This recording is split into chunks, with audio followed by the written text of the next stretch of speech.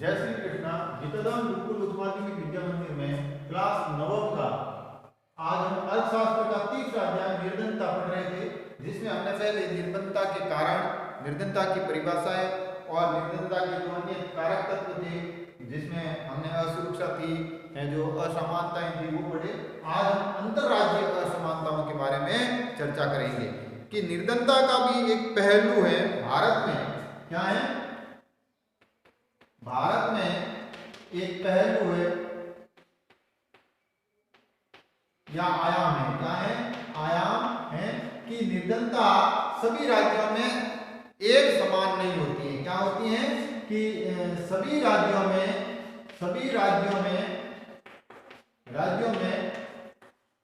निर्धनता का अनुपात समान नहीं होता है। क्या नहीं होता है?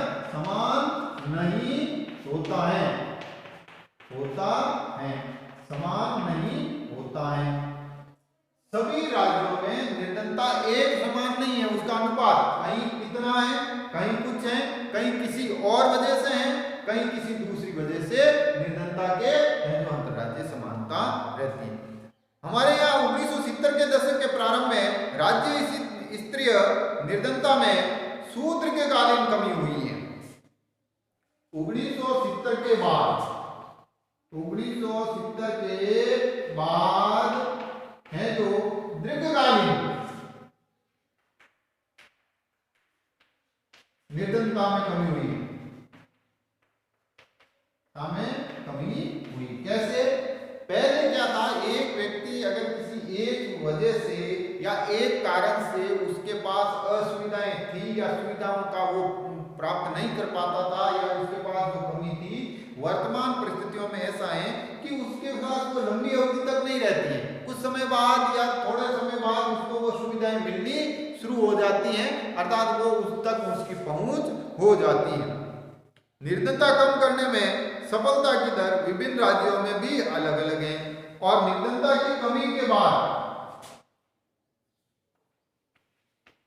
निर्धनता को कम करने में राज्यों द्वारा जो प्रयास किया जाता है वह भी अलग अलग राज्यों में अलग अलग है। क्या है? अलग अलग राज्यों में अलग अलग है। कोई किसी राज्य में किसी अनुपात में उसमें कमी होती है, तो किसी अन्य राज्य में कोई अन्य अनुपात में कमी होती है। तो इस तरह से अलग अलग राज्यों में भारत में निर्धनता अनुपात 22% है। तो कुछ राज्यों में वर्ष 11-12 कितना? वर्ष 2011-12 में जो कुछ राज्यों में 22% अनुपात था। क्या था?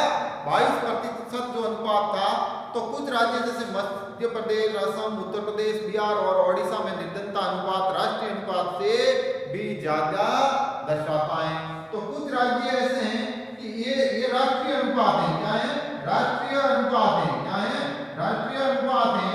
तो इस राष्ट्रीय अनुपात से भी है जो ज्यादा होता है। कुछ राज्य जैसे एमपी है, उड़ीसा है और बिहार है, यहाँ पर इस राष्ट्रीय अनुपात से भी 3.2% तक अधिक है। क्या है? अधिक है। यानी इस अनुपात से भी, सकल अनुपात से भी उनका अनुपात ज्यादा है। बिहार और ओडिशा में 33 और 32% निर्धनता का औसत है। क्या है? जैसे बिहार और उड़ीसा में, तो उड़ीसा में उन्होंने बताया है कि निर्धनता अनुपात 32.6 है। कितना है? 32.6% है। और बिहार में 33 है जो आपका अनुपात 7 बताया गया है।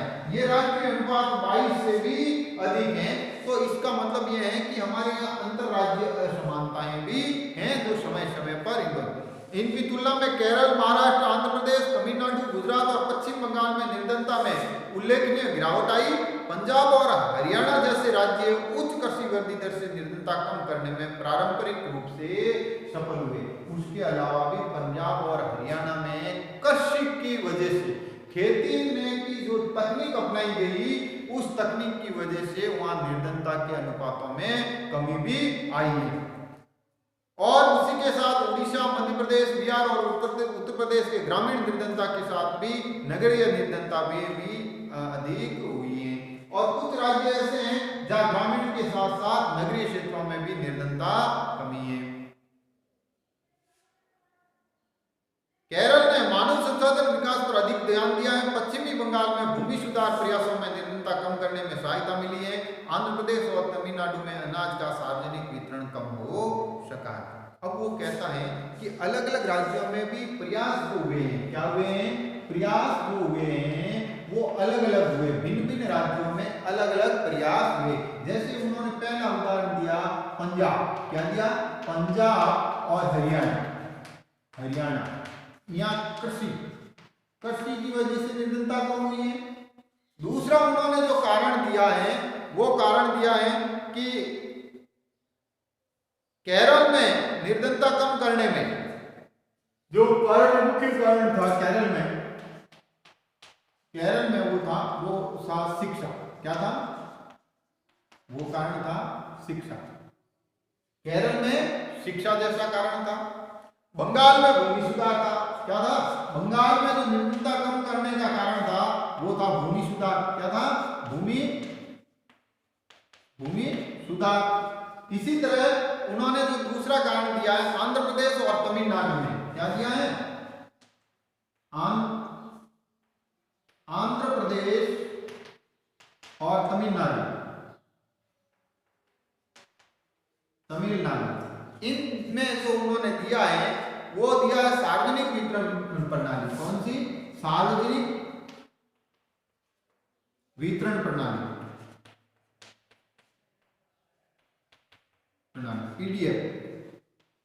पीडी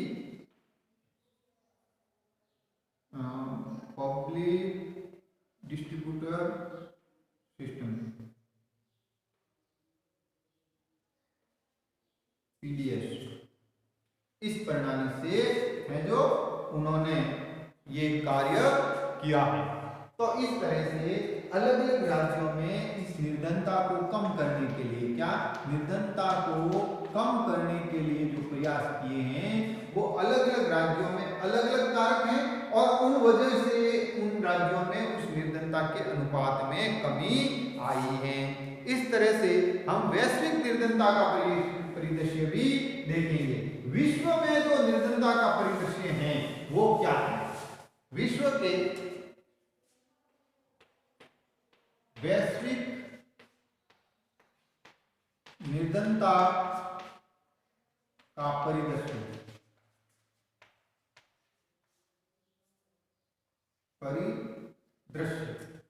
वैश्विक निर्धनता अर्थात विश्व स्तर पर निर्धनता के क्या आंकड़े हैं। विभिन्न देशों में अत्यधिक आर्थिक निर्धनता विश्व बैंक की परिभाषा के अनुसार है कि जो प्रतिदिन $1.9 में कम जीवन निर्वाह करता है। जो आर्थिक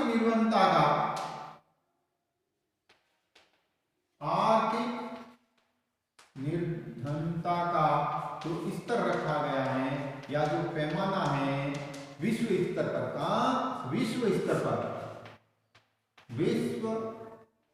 पर वो है $1.9। कितना है, $1.9 से कम पर जीवन निर्वाह।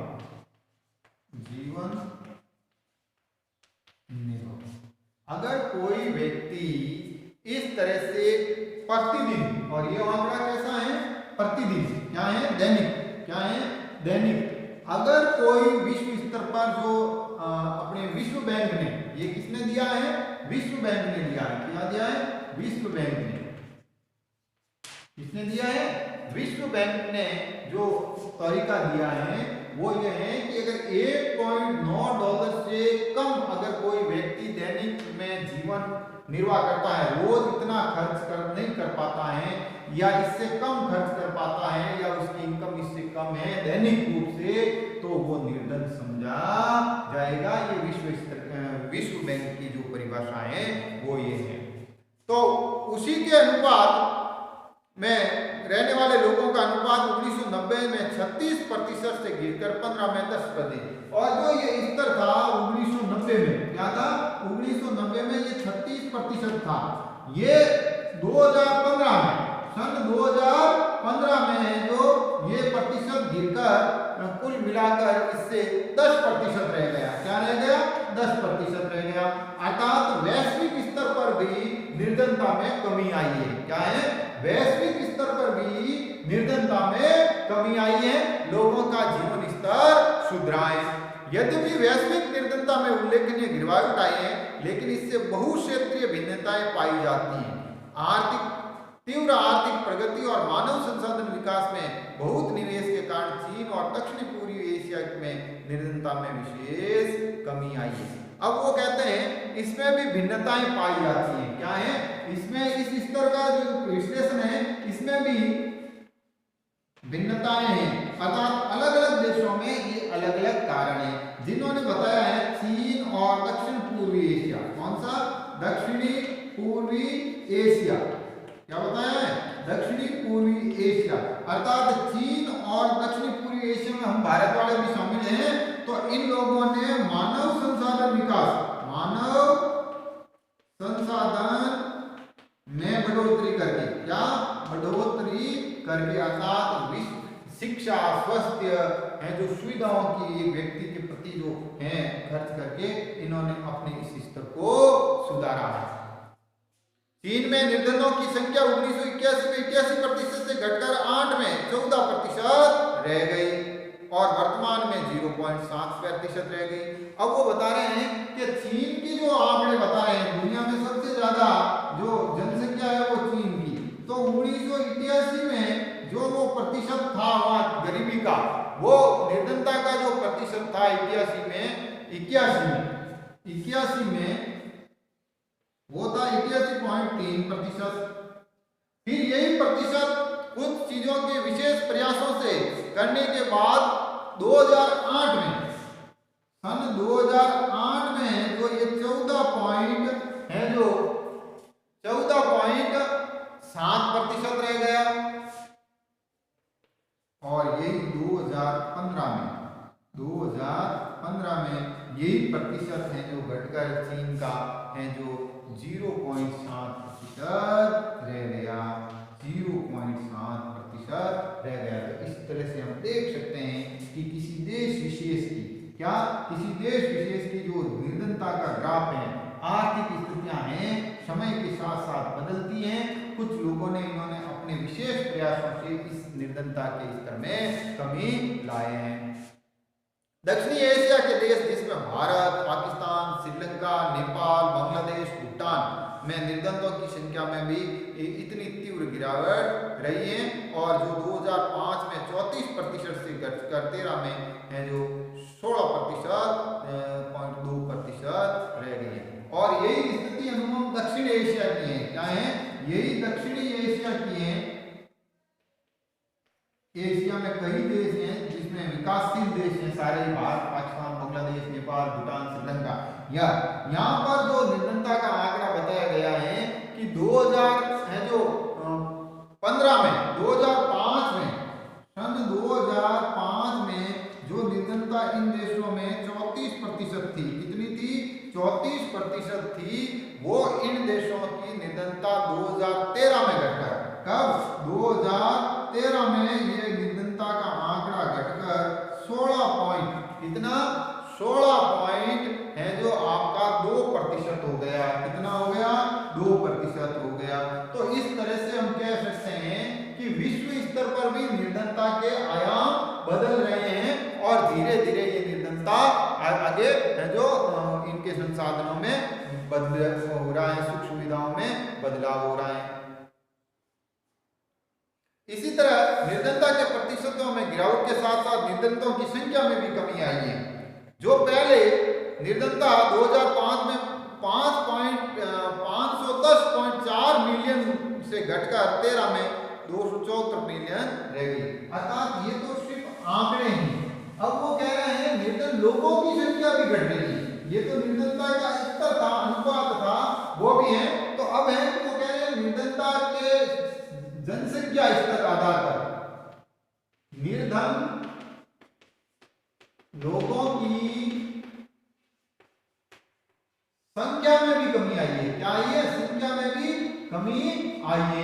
किस तरह से आई है? उन्होंने कहा है कि जो संख्या 2005 में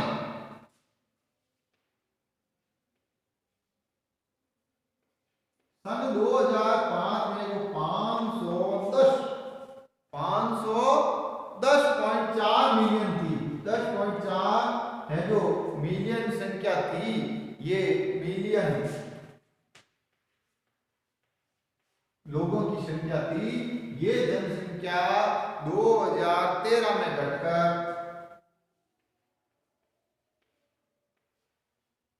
274.5 मिलियन रह गई। 74.5 मिलियन रह गई। भिन्न निर्धनता रेखा की परिभाषा के कारण भारत में भी राष्ट्रीय भिन्नता में अधिक है। और इस तरह से ये अलग अलग समय में जो भिन्नता का ग्राफ है, इससे भारत में भी है जो इसके आंकड़ों में है जो प्रभाव पड़ता है। तो यहाँ हम एक और चर्चा कर सकते हैं कि जब अफ्रीका, सब सहारा अफ्रीका में निर्धनता वास्तव में 2005 में 21% से घटकर 2015 में है जो 41% रह गई। अब हम कहते हैं सहारा अफ्रीका, कौन सा? अफ्रीका के सहारा क्षेत्र में जो वास्तव में विषम परिस्थितियां हैं, वहां उन विषम परिस्थितियों में जो 2005 में जहां 51% है जो निर्धनता मौजूद थी, वही परिस्थितियों में कुछ विशेष है जो 15 में घटकर 41% रह गई। क्या रह गई? जो 2015 में वहां निर्धनता का प्रतिशत है जो 41% रह गया। तो इसका मतलब जो कठिन विषम परिस्थितियों वाला क्षेत्र है, वहां भी कुछ निर्धनता में कमी आई, भले ही वो अन्य देशों की निर्धनता के आधार पर कमी हो। यहाँ निर्धनता में कमी रह गई। और जैसे पूर्व समाजवादी देशों में भी निर्धनता पुनः व्याप्त हो गई, जहाँ पहले आधिकारिक रूप से कोई निर्धनता नहीं थी। तो कुछ ऐसे देश भी हैं जहाँ रूस जैसे देश, कौन से? रूस जैसे देश है जहां विशेष प्रयास किए गए निर्धनता को खत्म करने के लिए, समाजवाद फैलाया गया। उन समाजवाद फैलाने के लिए भी बाद में उन देशों में भी वापस पुनः निर्धनता आ गई। क्या आ गई? उन देशों में भी पुनः निर्धनता के आंकड़े हो गए। जहां पहले उन्होंने शुरुआत में निर्धनता बताई नहीं थी, जो 0% बताई थी। क्या बताई थी? आधिकारिक रूप से रूस ने कह दिया था कि वहां अपनी क्रांति और नवे समाजवाद के उदय के बाद 0% निर्धनता है, लेकिन ऐसा नहीं है। अंतर्राष्ट्रीय निर्धनता में जो जनसंख्या हम देखें, वहां उस आधार पर वहां पर आज भी निर्धनता के प्रतिशत मौजूद है। इसी तरह निर्धनता से नीचे रहने वाले लोगों का अनुपात संयुक्त राष्ट्र संघ के नए सतत विकास के लक्ष्य को 2030 तक सभी लोगों से निर्धनता खत्म करनी है। अब यूएनओ द्वारा, इसके द्वारा यूएनओ द्वारा जो निर्धारित कार्यक्रम है, उसका नाम है सतत विकास कार्यक्रम। क्या है? सतत विकास कार्यक्रम। इसके तहत आने वाले समय में, यानी सन 2000 सन 2030 तक निर्धनता को खत्म करना है। क्या करना है? निर्धनता को लगभग है जो इस प्रतिशत पर लाना है या खत्म करना है, जिससे जो गरीबी रेखा से, यहाँ निर्धनता का अर्थ ये नहीं है कि बिल्कुल ही गरीबी हटा दें। यहाँ गरीबी का अर्थ हमेशा सभी जगह पर एक रहेगा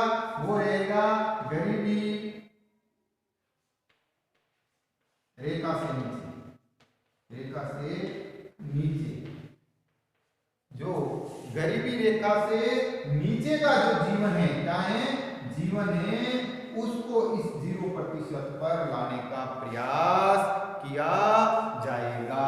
तो इस तरह से ये है जो अर्थव्यवस्था का कार्य है। कल हम इसके बारे में पढ़ेंगे कि किस तरह से अंतरराष्ट्रीय स्तर पर है जो निर्धनता के कारण व्याप्त हैं और किस तरह से निर्धनता विरोधी या निरोधी उपाय बनाकर है जो निर्धनता को कम किया जा सकता है।